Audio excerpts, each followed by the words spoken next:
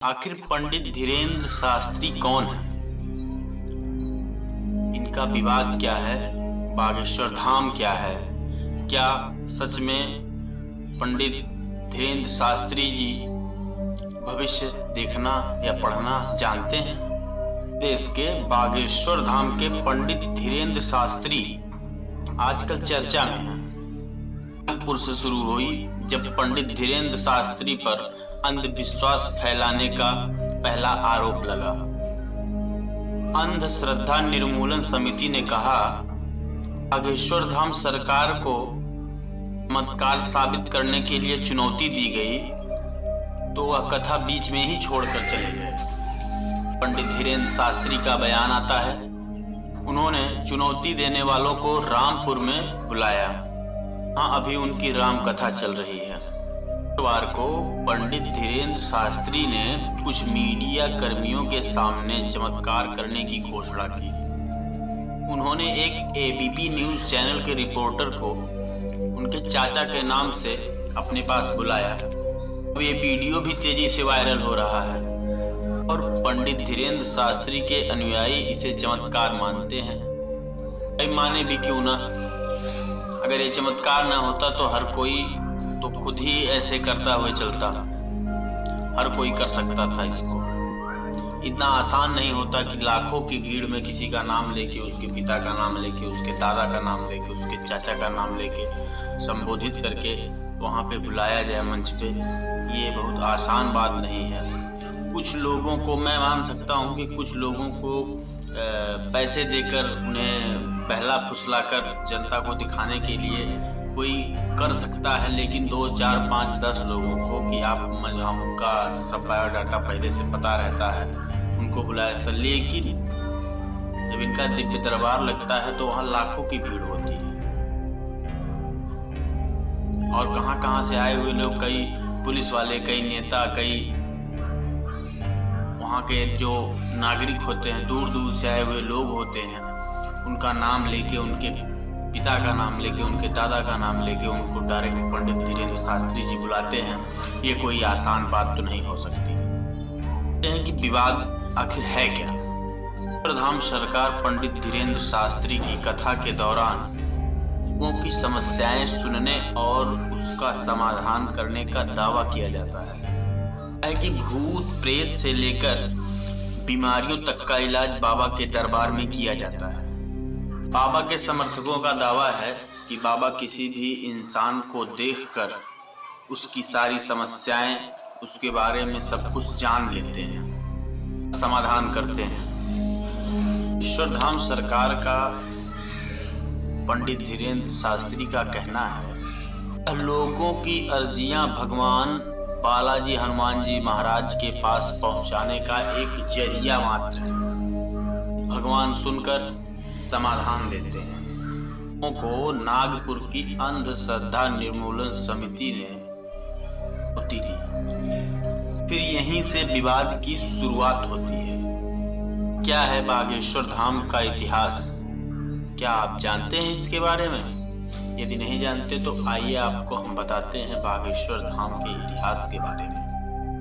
नागपुर के पास एक जगह है गढ़ा और यहीं पर बागेश्वर धाम है। यहाँ बालाजी हनुमान जी का मंदिर है और हर मंगलवार को बालाजी महाराज के दर्शन के लिए वहाँ भारी से भारी मात्रा में भीड़ उमड़ती है और धीरे धीरे इस दरबार को लोग बागेश्वर धाम सरकार के नाम से पुकारने लगे।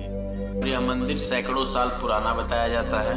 सन 1986 में इस मंदिर को रेनोवेशन कराया गया था और 1987 के आसपास यहाँ एक संत बब्बाजी सेतुलाल जी महाराज आए और उनको संत भगवान दास के नाम से भी जाना जाता था और धाम के मौजूदा प्रमुख पंडित धीरेन्द्र शास्त्री जी भगवान दास जी के ही पौत्र हैं। इसके बाद सन 1989 के दौरान बाबा जी के द्वारा यहाँ पर एक भव्य यज्ञ का आयोजन किया गया और 2012 में बागेश्वर धाम की सिद्धपीठ पर श्रद्धालुओं के समस्याओं के निवारण के लिए दरबार का शुभारंभ होता है और फिर धीरे धीरे बागेश्वर धाम के भक्त उस धाम से जुड़ने लगे। दावा होता है कि यहाँ आने वाले लोगों की समस्याओं का निवारण किया जाता है। और आइए अब जान लेते हैं पंडित धीरेन्द्र शास्त्री जी के बारे में विस्तार पूर्वक। अभी तो आप जान ही रहे हैं कि बागेश्वर धाम सरकार की बागडोर पंडित धीरेन्द्र शास्त्री जी के हाथ में है। पंडित धीरेन्द्र शास्त्री का जन्म 1996 में छतरपुर के गड़ागंज नामक गांव में हुआ था और इनका परिवार अभी भी गड़ागंज में ही रहता है और ये भी वहीं पे निवास करते हैं।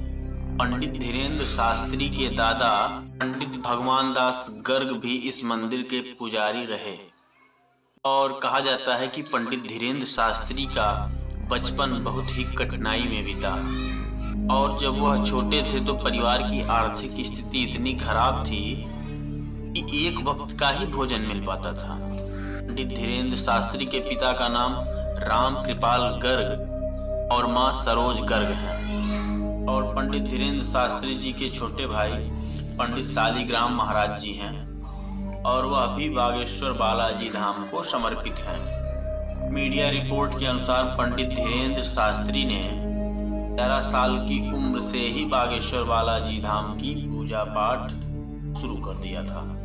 पंडित धीरेन्द्र शास्त्री के दादाजी ने चित्रकूट के निर्मोही अखाड़े से दीक्षा ली और इसके बाद वो गड़ागंज पहुंचे। अब आपको बताते हैं एक बहुत ही रोचक बात कि पंडित धीरेन्द्र शास्त्री जी अपने साथ में हमेशा गदा क्यों लेके चलते हैं, आखिर इसका कारण क्या है। आपको बागेश्वर धाम प्रमुख पंडित धीरेन्द्र शास्त्री जी हमेशा एक छोटी सी गदा अपने साथ लेकर चलते हैं और उनका कहना है कि इससे उन्हें हनुमान जी की शक्तियां निरंतर मिलती रहती हैं और वह हनुमान जी की साधना वंदना पूजा करने के लिए लोगों को प्रेरित भी करते हैं। तो पंडित धीरेन्द्र शास्त्री जी ये भी कहते हैं कि वह किसी भी तरह का कोई भी चमत्कार नहीं करते, तो सिर्फ बागेश्वर बालाजी महाराज के बजरंगबली को लोगों की अर्जियां बस पहुंचाने का एक जरिया मात्र का काम करते हैं और जिसे बालाजी स्वीकार कर लेते हैं। इससे आम लोगों को फायदा होता है। अंधविश्वास का विवाद सामने आने के बाद पंडित धीरेन्द्र शास्त्री जी ने अपनी सफाई पेश की। उन्होंने कहा कि वह अपने दरबार में किसी को बुलाते नहीं हैं, किसी को घर से बुलाने नहीं जाते हैं और लोग खुद की मर्जी से जाते हैं। भाई किसी मंदिर में किसी भगवान के यहाँ किसी को भगवान जी कार्ड वगैरह नहीं भेजते हैं कि आप आइए हमारे यहाँ। आपका मन करेगा तो आप भगवान शिव के पास जाएंगे, आपका मन करेगा तो आप माता दुर्गा जी के मंदिर में जाएंगे, किसी का मन करेगा बजरंगबली के मंदिर में जाएगा। और वह तो सिर्फ लोगों की अर्जियां भगवान हनुमान जी के सामने पेश करते हैं और उसके बाद जो होता है, जो वो अपनी कलम से लिखते हैं, वो जो सब होता है वो सब भगवान की तरफ से होता है। अब तो हमें लगता है कि आप लोग बागेश्वर धाम सरकार पंडित धीरेन्द्र शास्त्री जी के बारे में पूर्णतया परिचित हो गए होंगे।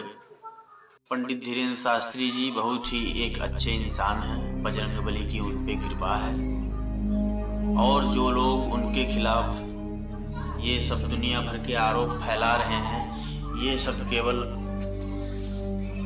उनको बदनाम करने की एक साजिश है। यदि वो अंधविश्वास ही करते हैं या कुछ ही करते हैं तो आप ना जाइए उनके पास। आज तो दुनिया में हर कोई खुद समझदार है। आप किसी को बताना तो जाते नहीं हैं कि आप जो है लेफ्ट साइड पे गाड़ी चलाइए या शाम को ये खाइए, रात में ये खाइए, ये करिए, वो करिए। हर कोई अपने हिसाब से जीता है, हर कोई जीवन जी रहा है, हर कोई अच्छे से जी रहा है अपने हिसाब से। जो चीज़ जिसके लिए बनी है वो उसके पास जाएगा। आशा करते हैं दोस्तों आपको ये वीडियो पसंद आई होगी। अगर आप भी पंडित धीरेन्द्र शास्त्री जी के साथ हैं तो इस वीडियो को एक लाइक जरूर करें। नमस्कार दोस्तों, जय हिंद।